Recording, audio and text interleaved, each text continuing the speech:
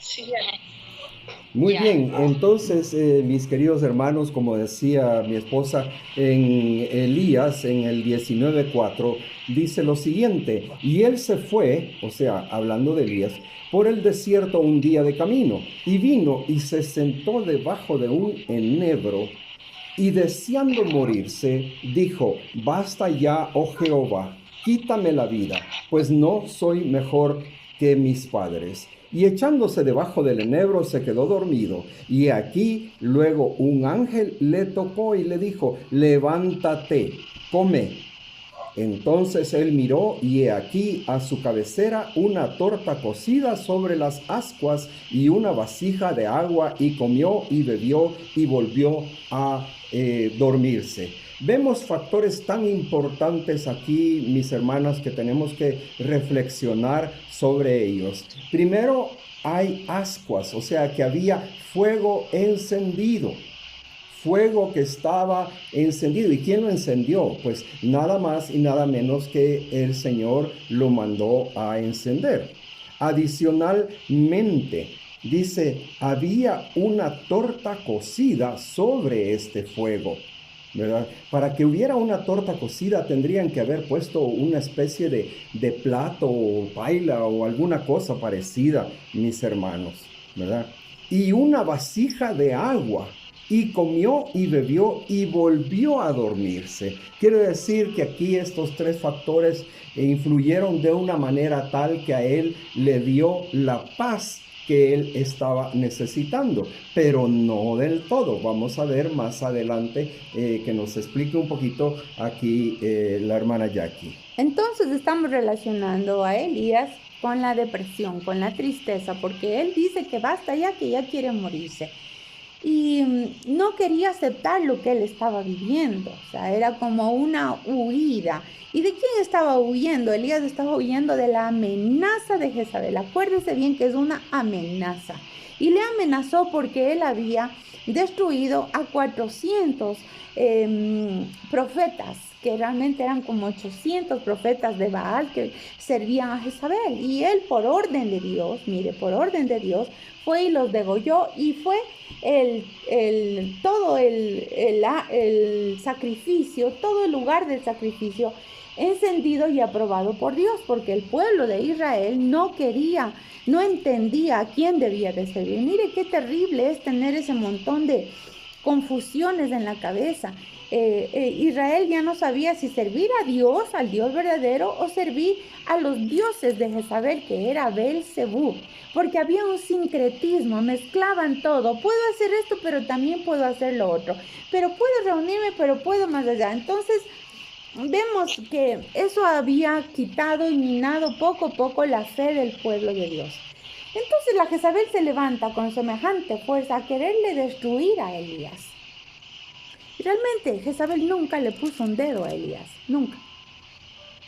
Nunca se acercó ni siquiera a donde Elías, solamente pronunció lo que iba, lo que quería hacer. Si Elías hubiera atado a la verdad, si él hubiera visto lo que realmente sucedía, y esa es en la primera etapa, la negación. A veces nosotros no queremos darnos cuenta de lo que realmente está pasando. A veces en ese ambiente él no buscó ayuda, como decía el pastor, no buscó ayuda. Lo que él estaba más bien es escondiéndose debajo de un enebro que nadie le ve. Y que el enebro no era el gran árbol como para cubrirle.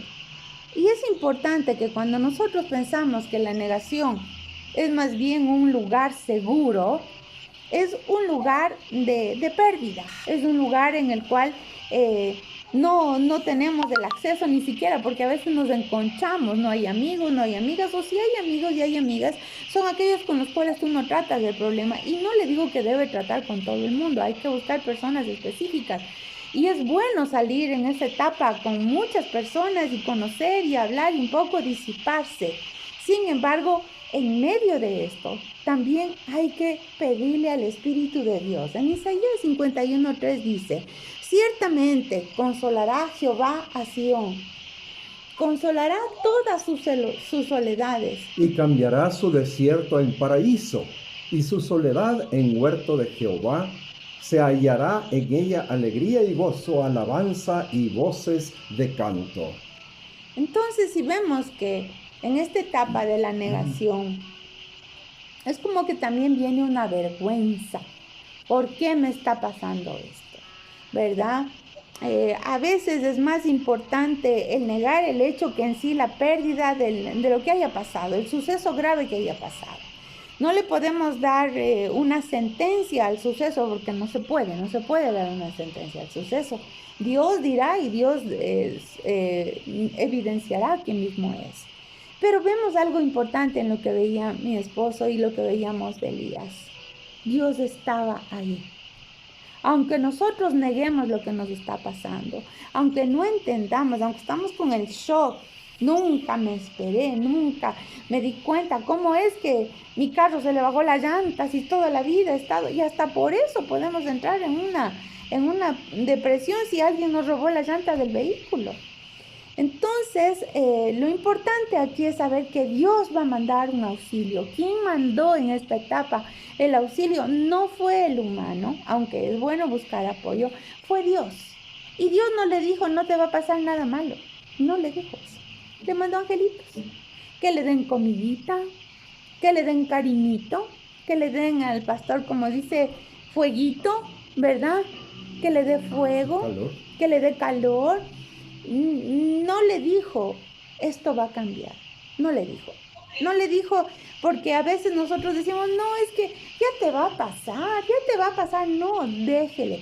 Hay que permitir que se exprese la persona todo lo que quiera, ¿verdad? Hay que permitir que el ser humano llore si tiene la confianza de llorar, ¿verdad? Hay que permitirlo. Porque en medio de eso, y ahí vamos, se llaman procesos, y los procesos son estaciones. No nos podemos estacionar, no nos podemos parquear en una o en otra, en otro proceso, no. Hay que ir superándolo, o sea, nuestra meta es, lo vamos a superar y vamos a aprender. Y aquí tenemos que ser bien claros de que se puede dar una negación de la importancia de la pérdida, porque toda pérdida de cualquier clase que sea, mis hermanos, es importante y tiene usualmente un carácter definido. Fíjense que nosotros no tenemos que decir que comprendemos, sino que tenemos que escuchar a las personas y dejar que éstas se desahogan. No llegue usted, ay, te entiendo lo que estás pasando. No, déjela que hable, escúchela, que se desahogue y entonces usted trate de colaborar en lo que usted no le diga, no llores, no.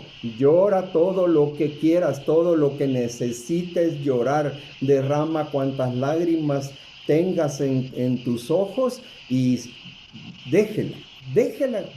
La persona necesita soltar aquello. Hay que hacer un esfuerzo especial, yo lo sé. Hay que hacer un esfuerzo especial para estar con estas personas, con su dolor, con su duelo, con su situación, con lo que está pasando alrededor de ellos, sea familia, sea que hoy me hablaba una persona por teléfono y me decía, fíjese que me despidieron del trabajo, ¿verdad? Me despidieron del trabajo, yo tenía no sé cuántos años de estar ahí, ¿verdad? Y me despidieron.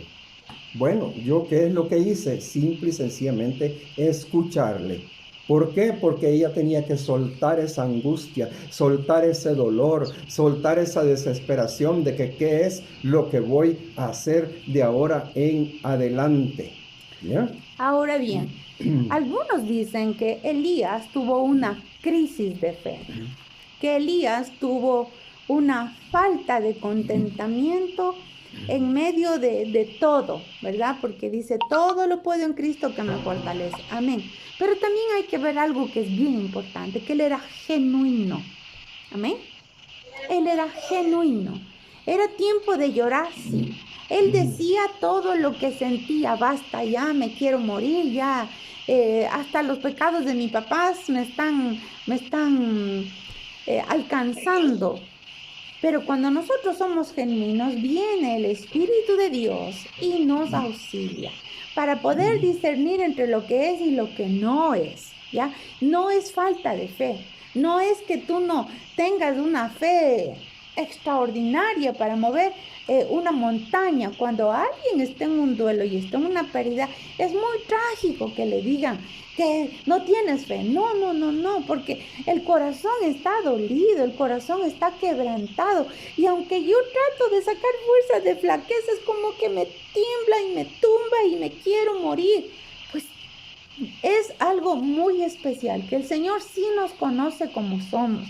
El Señor no va a exigir algo que no podamos dar. Eso se llama legalismo. Cuando alguien quiere exigir que alguien tenga algo que no le nace del alma, no le nace, porque es tiempo de llorar, es tiempo de decir qué me pasó, es tiempo de aún decir, no, esto no me está pasando a mí, yo no quiero vivir esto que me está pasando. Entonces también es tiempo de que nosotros, aquellos que podamos estar siendo entrenados para esto, también tengamos madurez. Amén. Y si tenemos madurez, es que podemos ser como hermanos, sostenernos unos a los otros. ¿Amén? No vamos a ser legalistas, ni vamos a ser religiosos. Y mi esposo me estaba contando un caso bien triste que conocimos hace mucho tiempo.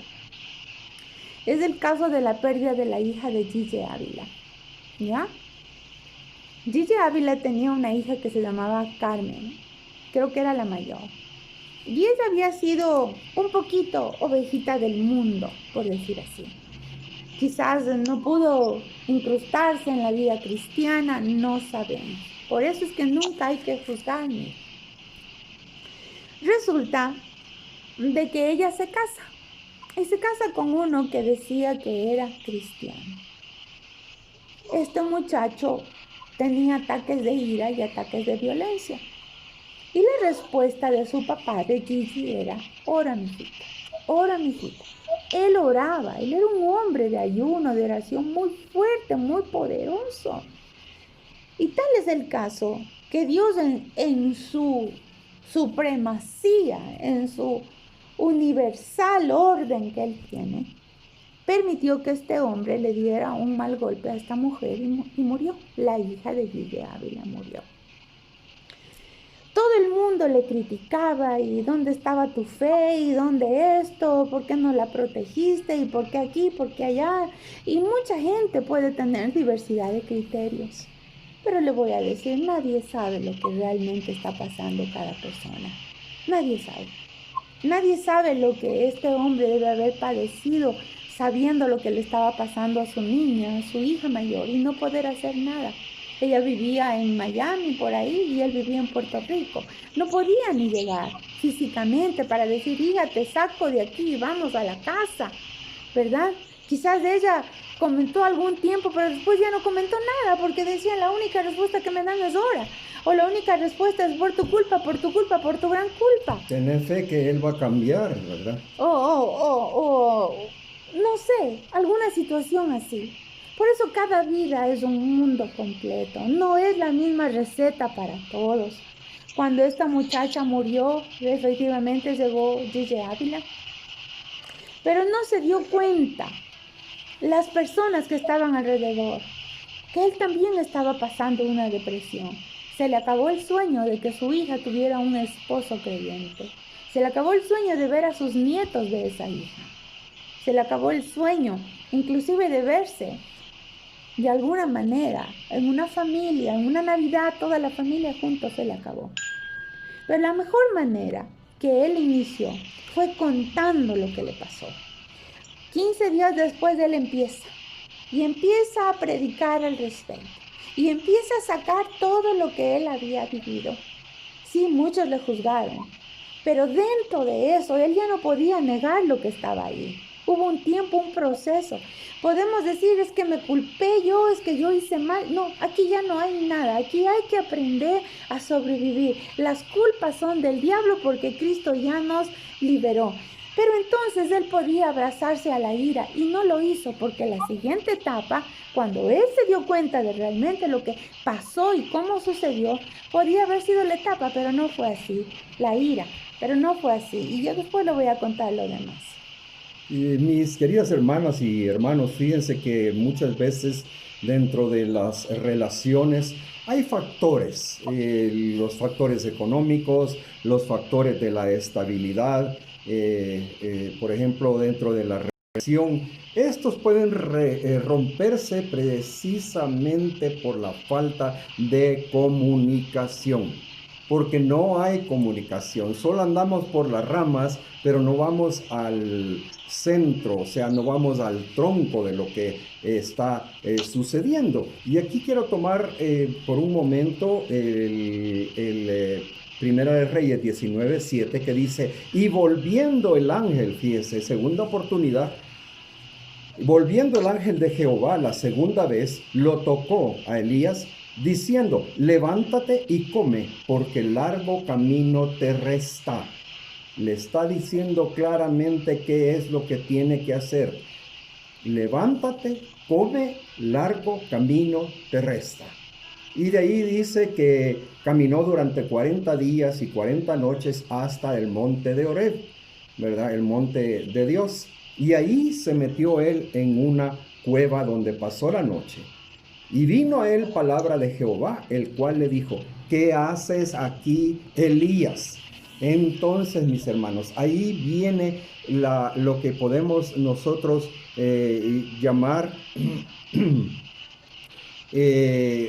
anteriormente, pues que me voy a retroceder un poquito, la etapa de ira, que la persona durante ese proceso de duelo viene y se enoja y quiere atribuir la culpabilidad de la pérdida a algún factor, que puede ser otra persona, que puede ser que porque le prestó el carro al amigo, si no hubiera ido en el carro del amigo no hubiera pasado. Bueno, una serie de circunstancias que estamos buscando nosotros para justificar la situación del duelo, ¿verdad? También es importante entonces ver que en esta etapa, mire, primero le dieron la comidita, los angelitos, era una comida supremamente especial de los ángeles que le permite a él caminar 40 días y 40 noches. Y él se iba al Sinaí.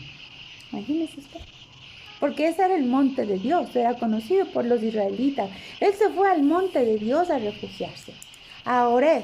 Ahora, mire, es algo bien importante, que cuando él llega allá, Dios va, nuestro Dios maravilloso, va y le empieza a hacer unas preguntas personales. Y le ubica y le dice, ¿qué haces aquí? ¿Qué haces? ¿Por qué te estás permitiendo estar en este lugar? Hay muchas cosas que están pasando hoy día en nuestra comunidad, en nuestros países, en nuestro mundo, por decirlo así. Y nos hemos quedado en la etapa de la ira. ¿Por qué está pasando esto? Y cuando viene el Señor le dice, ¿qué haces aquí, Elías? ¿Qué haces? A ver, ¿qué hacemos en esta posición? ¿Nos vamos a quedar en esta posición o nos vamos a amargar en esta posición? Porque un síntoma de la amargura es la ira. Y un síntoma de la amargura, de la ira, es la depresión. Porque todo este duelo puede traer una depresión. Es importante entonces que nosotros entendamos que no siempre va a ser todo fácil, no va a ser fácil. Pero cuando viene y le pregunta a Dios, ¿y qué le contesta a él? Le pregunta, ¿qué haces aquí, Elías? Él respondió, he sentido un vivo celo por Jehová, Dios de los ejércitos, porque los hijos de Israel han dejado tu pacto, han derribado tus altares y han matado a espada a tus profetas. Y solo yo he quedado y me buscan para quitarme la vida. Ahí está la excusa. Amén. Entonces usted escucha, en la época de la ira, en la etapa de la ira, cuando ya se da cuenta de lo que pasa, cuando ya mira todas esas situaciones, cuando ya no es cuestión de que voy a mover esto o voy a mover esto otro o el shock, ya no. Aquí la persona ya se da cuenta y viene la culpabilidad. Pero viene la ira y es importante que todos esos cuestionamientos que tenemos lo resolvamos. O sea, no está, no existe, no, sí está. Porque la primera es la negación, no está. La siguiente es la ira, ¿verdad? No puedo creer, pero sí, esto me pasó, entonces vamos a la ira. Ok, me hicieron esto y esto, y si usted tiene 50,000 renglones para escribir, escríbalos, escriba todo lo que le hicieron, analice todo lo que le hicieron, porque una vez que usted ha analizado, mire cómo Dios le contesta y qué le dice a Elías. Ya va a ver lo que le dice. Le dice a Elías: sal fuera y ponte en el monte delante de Jehová. Y he aquí que Jehová que pasaba, y un grande y poderoso viento que rompía los montes y quebraba las peñas delante de Jehová. Pero Jehová no estaba en el viento, y tras el viento un terremoto, pero Jehová no estaba en el terremoto, y tras el terremoto un fuego, pero Jehová no estaba en el fuego, y tras el fuego un silbo apacible y delicado. Y cuando lo oyó Elías, cubrió su rostro con su manto y salió, y se puso a la puerta de la cueva. Y he aquí vino a él una voz diciendo: ¿qué haces aquí, Elías? Nuevamente, fíjese. Y él respondió: he sentido un vivo celo por Jehová de los ejércitos, porque los hijos de Israel han dejado tu pacto, han derribado tus altares y han matado a espada tus profetas. Y solo yo he quedado y me buscan para quitarme la vida. La misma respuesta 2 veces hace Elías. Y Jehová le dijo: ve, vuélvete por tu camino por el desierto de Damasco, y llegarás y ungirás a Hazael por rey de Siria. Mire cómo es el Señor. 2 veces le pregunta, ¿ya? 2 veces le cuestiona, 2 veces contesta lo mismo. Nuestro querido amigo Elías, ¿se vale y se tiene el derecho de hacer eso?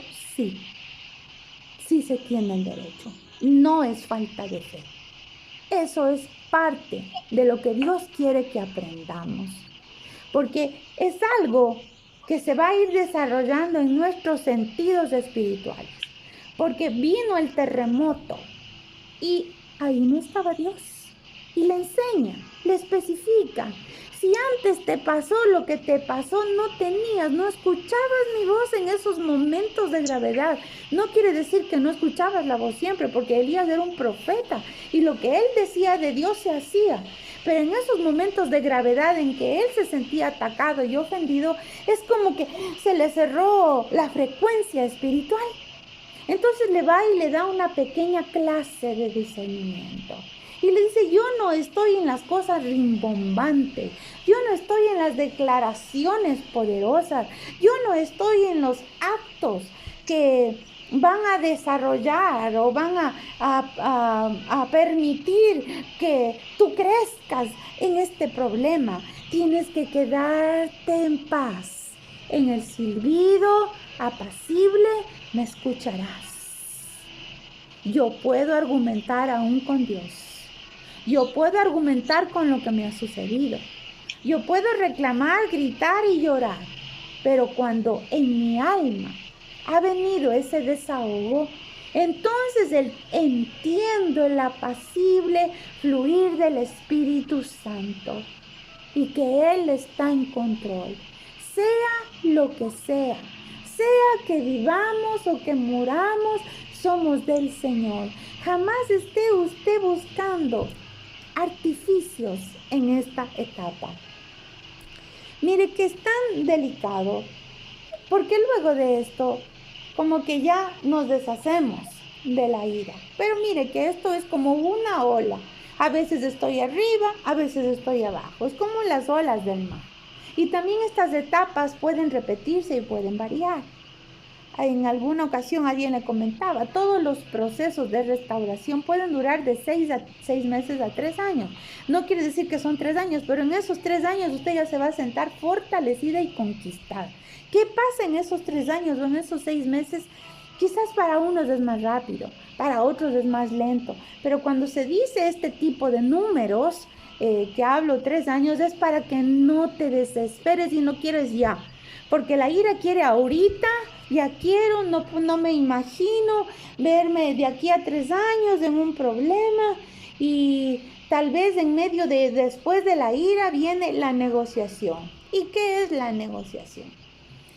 En la fase de la negociación, mis queridas hermanas y hermanos, la persona está guardando la esperanza de que nada de lo que existía antes cambie, sino que de todo lo que había siga igual. Y de algún modo ahí está influyendo la situación que han vivido o la situación que se está viviendo en la actualidad. Por ejemplo, alguna persona que se le ha diagnosticado, una enfermedad terminal, están explorando continuamente diferentes opciones, diferentes tratamientos, a pesar de que saben que no existe una cura.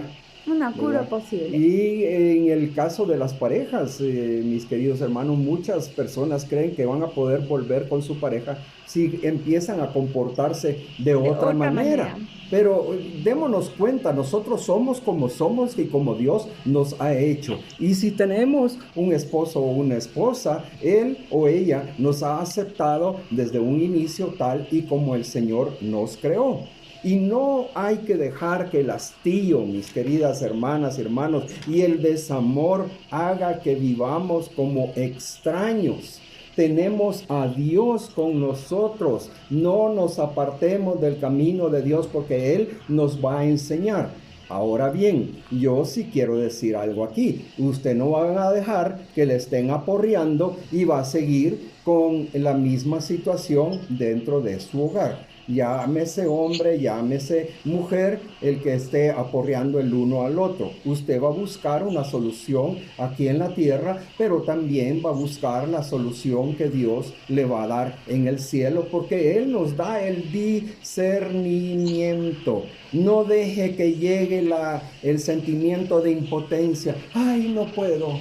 Ay, no sé cuánto, porque si no le va a seguir cayendo el porrazo en la cabeza como pasó con la hija de Gille Ávila, que hasta que le dieron tan duro que la terminaron asesinando, ¿verdad? No deje que el desamor, no deje que la tristeza haga presa de usted, no deje que la rabia, el enojo le determine su conducta, ¿verdad?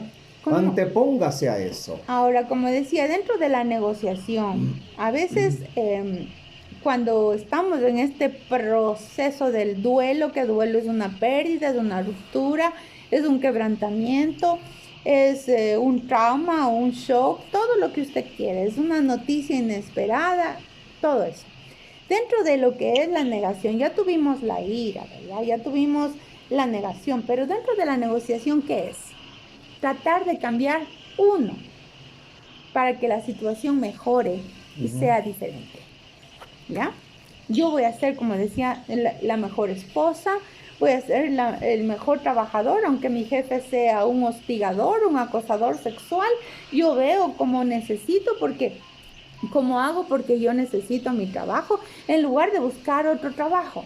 Entonces, dentro de esta negociación también es caminar de puntas en la casa para que no haya problemas, porque ha venido el grosero, el violento, lo que sea, el ogro, y yo tengo que caminar con tal de que esté en mi casa, con tal de que no se destruya mi familia.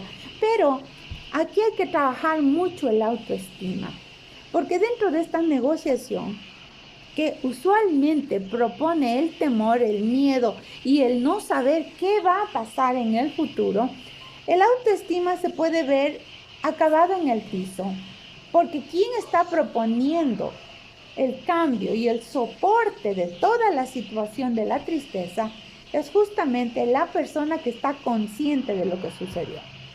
Porque quizás la otra persona le vale, no le importa, o si le vale, se ha acostumbrado a que le aguanten, le mantengan, le sostengan y seguimos en la vida. Como esto no funciona, porque yo le quiero decir, dentro de la negociación, como decía mi esposa, a veces las personas cuando tienen un cáncer van a un médico, otro médico, buscan hasta chamanes, buscan de todo, ¿ya? Buscan de todo. Aquí no se trata de fe. Aquí se trata que el enemigo te está queriendo robar quién tú eres y que tú te pongas en un nivel de ilegitimidad ante las promesas de Dios.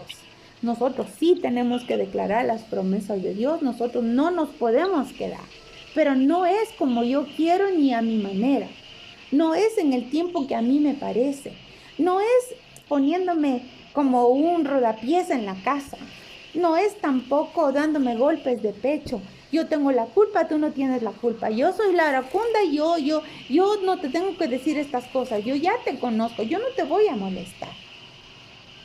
Pero esa no es la cura. Y yo le voy a comentar cuál es la cura. La cura es que a pesar de todo, a pesar de cualquier circunstancia, nos vamos a abrazar de Cristo Jesús. Porque si Él ha permitido la prueba, la situación, o si nosotros lo hemos provocado, o si la otra persona la ha provocado, porque no es que Dios manda el castigo, Dios no manda el castigo. Cuando Dios permite que salga la herida, también sale la medicina, pero para los que quieren la medicina. Aquellos pueden decir, no, a mí me gusta que me estén diciendo, ay, pobrecita, ay, lo que he sufrido, y ahí viene la depresión. La cuarta parte del duelo es la depresión. Y cuando hablamos de depresión, estamos hablando de un periodo en el cual, la persona asume el papel de víctima, ¿verdad? Asume el papel de víctima y pobrecito yo, lo que me está pasando, o pobrecita yo en el caso de las damas. No, mis queridos y queridas hermanas, hay que pensar claramente que nosotros no somos pobrecitos, somos hijos del Rey de Reyes, del Señor de Señores. En esta etapa muchas veces uno a veces o no, sí o no queremos asumir el papel de la pérdida, no queremos asumir el papel de lo que nos está pasando. Pero en otras veces, si buscamos la ayuda adecuada, la ayuda bajo la oración también, el Señor nos va a ir enseñando. Por eso yo repetía en un inicio, llore, llore, llore, llore hasta el cansancio, hasta que los ojos se le pongan hinchados, rojos, lo que sea. Mis hermanos, busque también ayuda bajo todo punto de vista, porque el hecho de perder a una persona, no hablemos solamente de la muerte, ¿verdad? Sino que es como que perdimos a alguien, como que alguien muy pegado a nosotros, muy cerca de nuestra intimidad personal, se ha ido, ha desaparecido de nuestro ambiente. Ahora tenemos que aceptar, ¿verdad? Para aceptar, lógicamente tenemos que ver la fase de normalización de nuestra vida. Hermana Amén. Jackie, por favor. Entonces verán, la fase de la depresión y de la tristeza puede ser corta o puede ser larga, igualmente 6 o 3 años. Pero cuando ya pasó de los 6 meses, eso es gravísimo. ¿Por qué? Porque la persona simplemente ya no tiene ganas de despertarse, de levantarse, de hacer sus cosas, ya Ni bañarse no quiere siquiera. ni bañarse. Y yo le digo, puede ser que hasta podemos estar súper activos o no activos, iguales son situaciones que suceden. Pero dentro de esta depresión, también usted tiene derecho a deprimirse, tiene derecho a entristecerse, tiene derecho, como decía el pastor, a llorar, tiene derecho a gritar, tiene derecho a enojarse, pero nosotros que somos religiosos no queremos ni gritar, ni enojarnos, ni llorar, ni pelear, y todo eso está reprimido en el alma, reprimido. Si ya lloro es falta de fe. No llores, decía una señora le comentaba a otra porque el hijito estaba en malos pasos: no llore, porque las lágrimas le afectan al futuro del hijo. Y se reprimió. Y la señora luego andaba con unas migrañas, con unos dolores de cabeza. Y no sabían por qué, porque no tenía nada en la cabeza. Pero eso porque reprimió. Entonces, y es bien importante que dentro de estos, de esta etapa, de esta oportunidad que pueden tener, que es la depresión. La depresión y la amargura son hermanas. La depresión y la ira son hermanas. Yo recomiendo, una vez, y le voy a contar lo que me pasó a mí con un niño. Su mamá había cometido un adulterio atroz, terrible. Y toda su familia estaba totalmente quebrantada. Pero el que más le afectó fue el varón. El niño tenía como 7, 8 años. Y se empezó a pegar con medio mundo.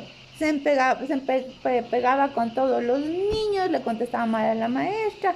Y él no había sido así.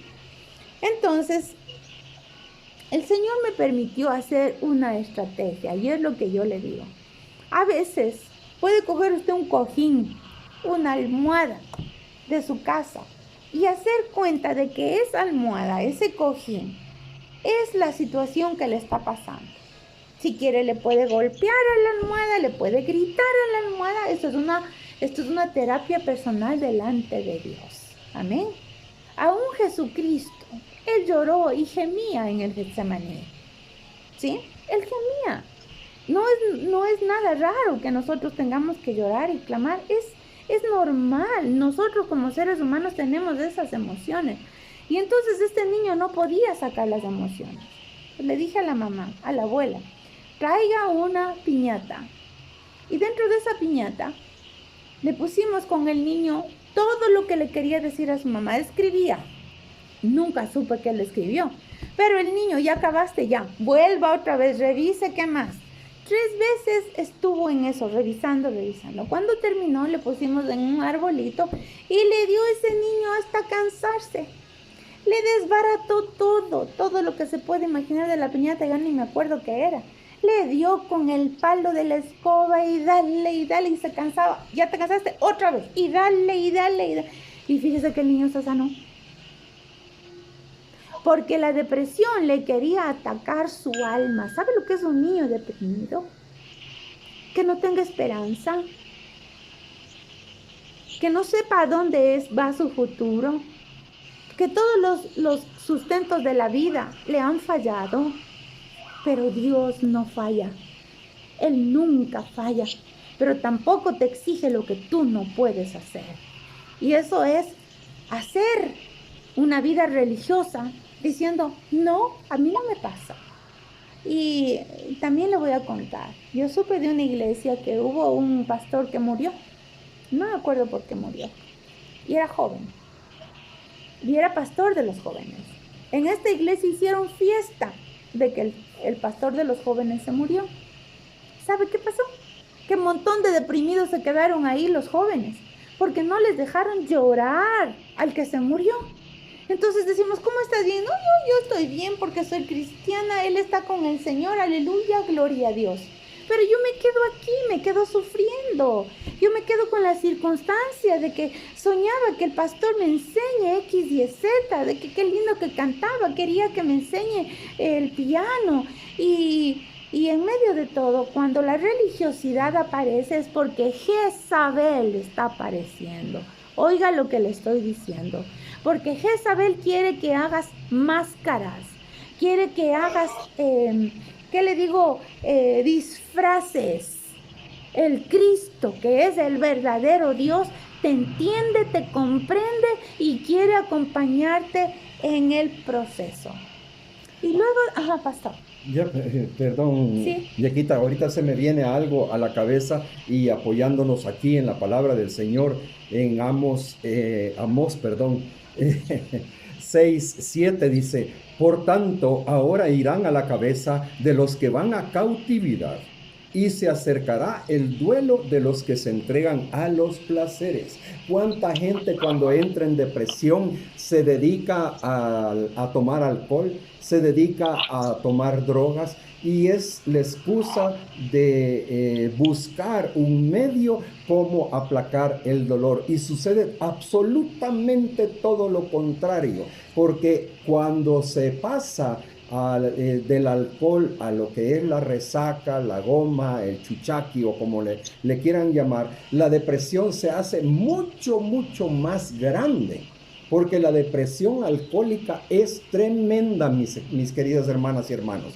La depresión alcohólica puede durar incluso años. Años puede durar la depresión alcohólica. Por eso la palabra es bien clara. Cautividad, y se acercará el duelo de los que se entregan a los placeres. Muchas veces las personas dicen, no, es que un clavo saca otro clavo. Sí, claro que sí. Llega el clavo, pero ese clavo sufre mucho más que el clavo que estaba clavado en ese madero, mis queridos hermanos. Ahora, unas pequeñas recomendaciones.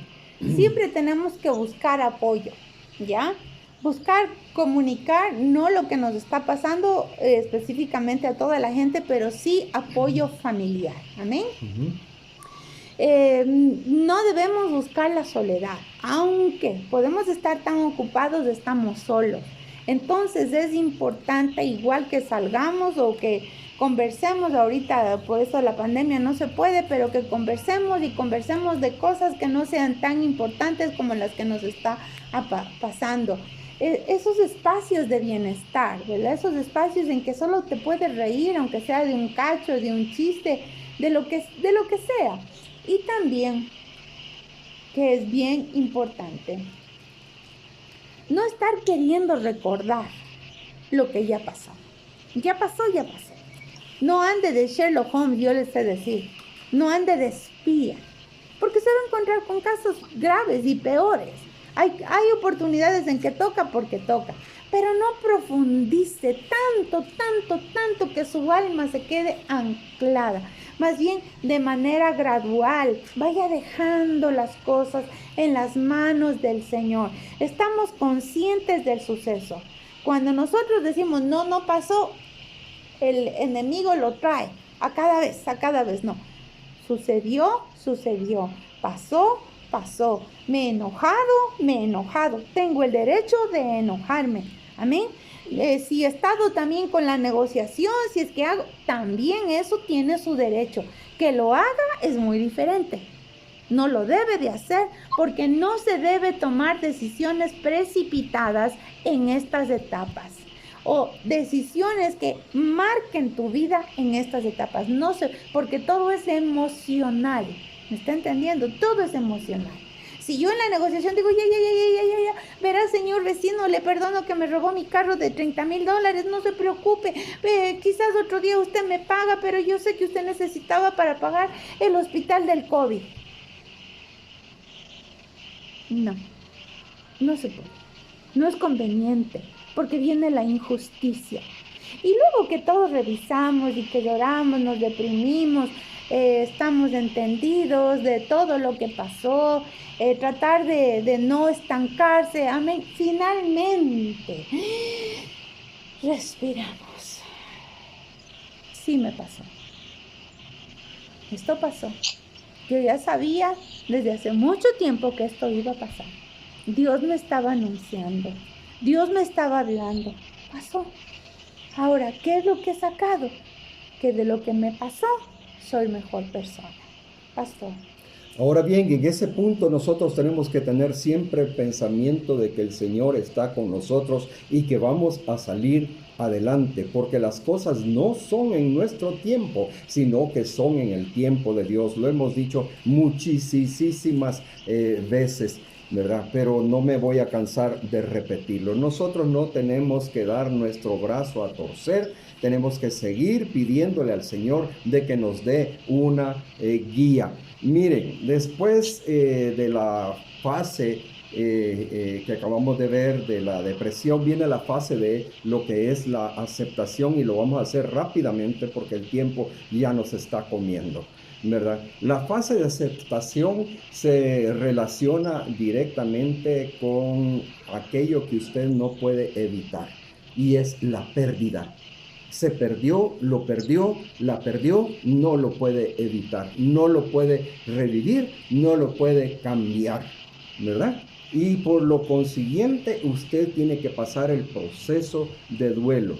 Y si el proceso de duelo se debe a alguna enfermedad, tenemos que reflexionar con respecto a esa situación, A nuestra ¿verdad? propia vida. Y sí, exacto, reflexionar para ver cómo está caminando nuestra propia vida y tenemos que reflexionar acerca de cuál es la perspectiva una vez que llegue el final de una relación, el final del fallecimiento de alguien, bueno, todos los finales, que se me acabó el trabajo, etcétera. Ahora sí, vamos a ir a la fe.